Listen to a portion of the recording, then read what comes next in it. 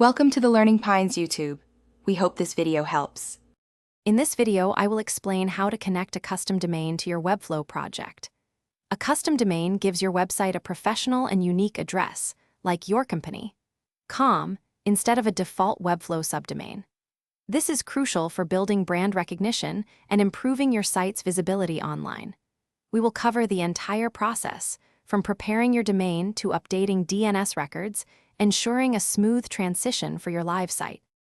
Before diving into Webflow, you need to prepare your domain.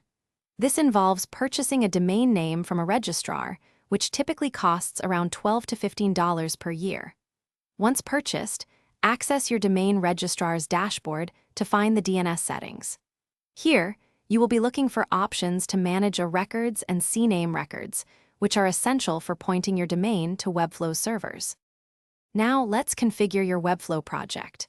Inside your Webflow dashboard, go to your project settings and click on the Publishing tab. Here, you will add your custom domain, for example, your domain, .com and www, your domain, .com. Webflow will then generate the necessary DNS records, specifically 2 records and 1 CNAME record that you will need to copy for the next step. The final step is to update your domain's DNS records. Go back to your domain registrar's DNS management panel.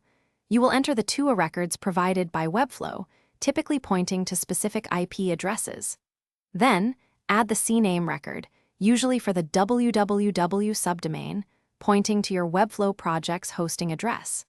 It can take up to 48 hours for these changes to fully propagate across the internet, so patience is key. Thanks for watching. Consider subscribing if we helped you.